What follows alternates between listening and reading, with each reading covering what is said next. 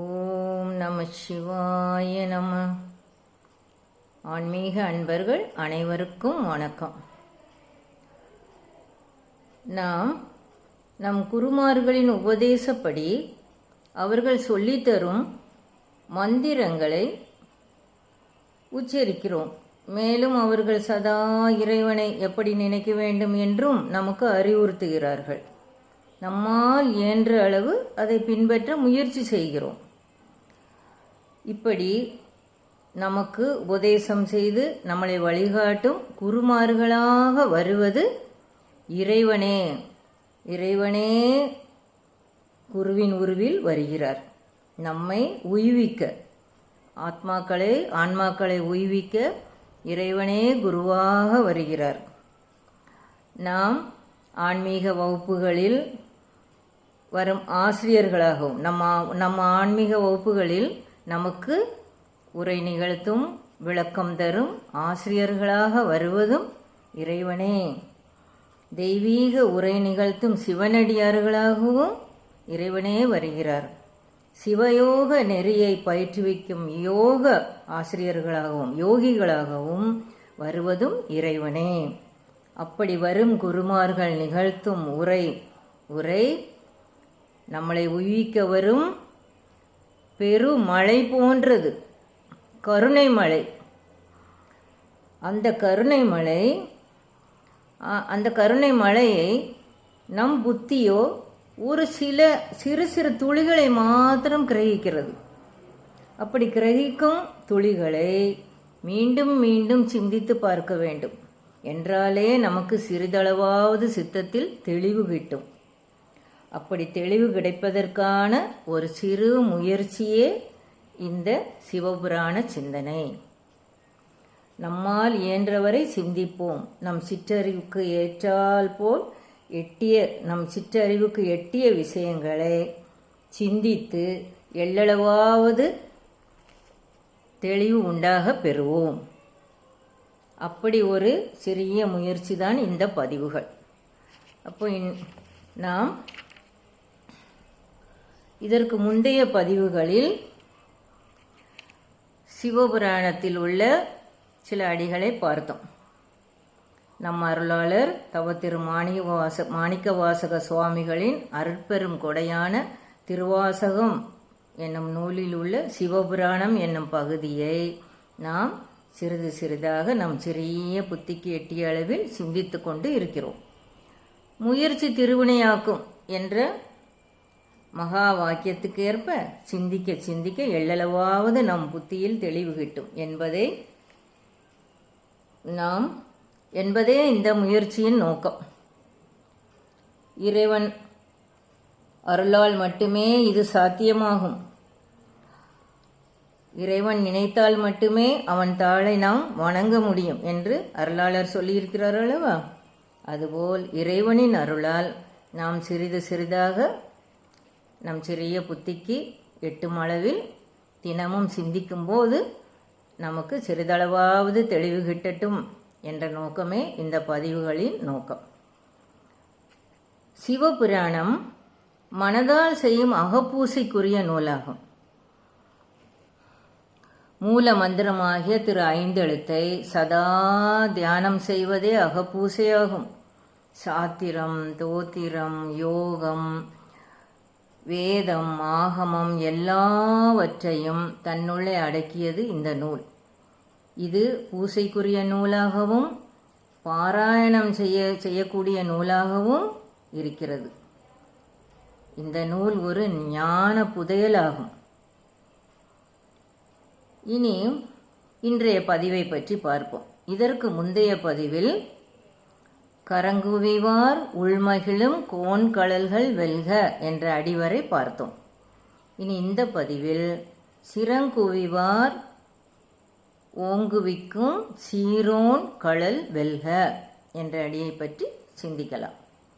சிரம் குவிவார், முதலில் இதன் பொருளை யோக நெறியின் ஆதாரத்தோடு பார்க்கலாம்.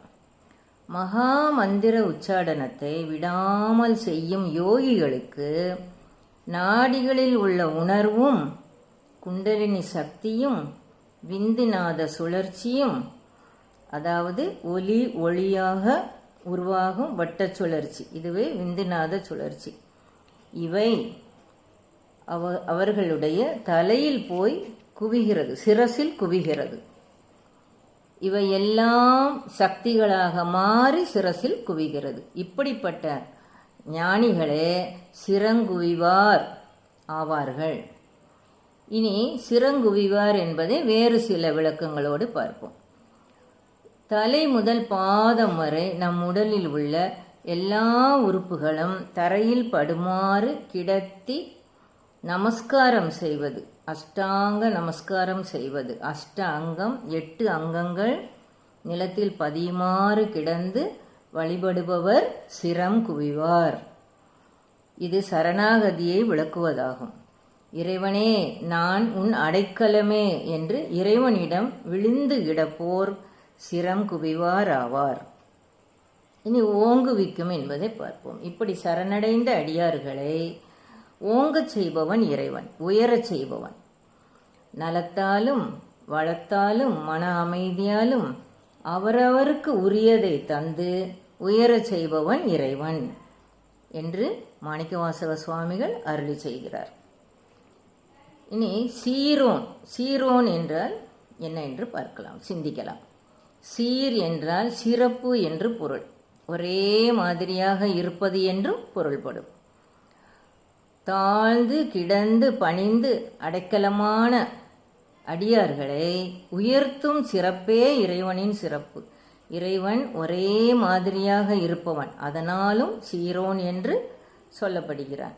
அதேபோல் அண்டவெளியிலும் ஒரே சீரான நிலையை உருவாக்குபவன் இறைவன்,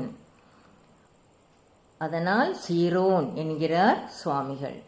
சீர்படுத்துதல் என்றால் ஒழுங்குபடுத்துதல் என்றும் பழுதை நீக்குதல் என்றும் பொருள் கொள்ள வேண்டும். ஆணவத்தின் வலிமையால் ஆன்மா அஞ்ஞானத்தில் விழுந்து பழுதடையும் போது அந்த ஆன்மாவை ஒழுங்குபடுத்தி ஓங்கச் செய்பவன் இறைவன். இப்படிப்பட்ட சீர் முழுதும் கொண்ட இறைவனை சீரோன் என்கிறார் சுவாமிகள். இனி கழல் வெல்க என்று பார்ப்போம். இறைவனின் சீரான பாதங்கள் சிறப்பாக செயல்படும் வீரக்கழல்களாகும். இனியும் நம் பரம்பரை உடல்வாகு, வயது, மருத்துவன், மருந்து, சிகிச்சை இவையெல்லாம் ஒழுங்காக இருந்தாலும் சூழ்நிலை சீராக இல்லை என்றால் இந்த எல்லா ஒழுங்குமுறைகளும் தோற்றுவிடுகின்றன. நாம் நோய்வாய்ப்படும் போது சுற்றி உள்ள எல்லா வசதிகளும் நமக்கு இருந்தாலும் சூழ்நிலை சீராக இல்லை என்றால் அது வெற்றியடையாது. நம் சிகிச்சை முறை வெற்றியடைவதில்லை. இங்கே வெற்றியை தீர்மானிப்பது இறைவனின் சீர்மையே ஆகும். அப்படி ஆன்மாக்களின் வெற்றியை தீர்மானிக்கும் சிறப்பு நிறைந்த இறைவனின் திருவடியாகிய சீரோன் கழல் வெல்லட்டும், இறைவன் திருவடியில் வெற்றியணியாக திகழட்டும் என்கிறார் சுவாமிகள். இப்படி இறை சிந்தனையால் துன்பங்களை கடந்து வெற்றியடையும் ஆன்மாக்கள் ஆனந்தத்தை காண்கிறது. அதனால் ஆனந்தமான சிறப்பை பற்றி கூறுவதால் இந்த அடியில் வரும் வெல்க என்பது ஆனந்தமய கோஷத்திற்குரிய வாழ்த்தாக அமைகிறது. மேலும் இந்த அடியில் கழல்கள் என்று பன்மையில் கூறாமல் கழல் என்று கூறுகிறார். இறைவன் திருவடிகளில் ஒன்று சிவனுக்குரியது, மற்றது சக்திக்குரியது. அம்மையின் திருவடி ஆனந்தமயமான வீடு பேருக்கு அருள் செய்யும். அப்பனின் திருவடி ஆனந்தமயமாகவே இருக்கிறது. அதனால் ஒரே மாதிரி இருப்பவைகளில் ஒன்றை கூறும்போது மற்றதையும் கூறியதாக கொள்ள வேண்டும். அதன்படி இங்கே கழல் வெல்க என்று வருகிறது. இதுவரை நாம் பார்த்த பதிவுகளில் முதல் 5 அடிகளில் 6 முறை வாழ்க என்று வந்தது. இது 6 ஆதாரங்களில் மகா மந்திரத்தை எழுப்பி வழிபட்டதை பார்த்தோம். அடுத்த 5 அடிகளில் 5 முறை வெல்க என்று வந்தது. இது 5 கோஷங்களின் மிக நுண்ணிய பகுதிகளில் மகா மந்திரத்தை நன்கு பதிய செய்ததாகும். இனி வரும் அடிகளில் இறைவனை போற்றி பாடுகிறார் மாணிக்கவாசக சுவாமிகள். 8 முறை போற்றி போற்றி என்று வருகிறது. அந்த அடிகளை பற்றி நாம் இனி வரும் பதிவுகளில் பார்க்கலாம். ஓம் நம சிவாய நம. வெற்றிவேல் முருகனுக்கு அரோகரா.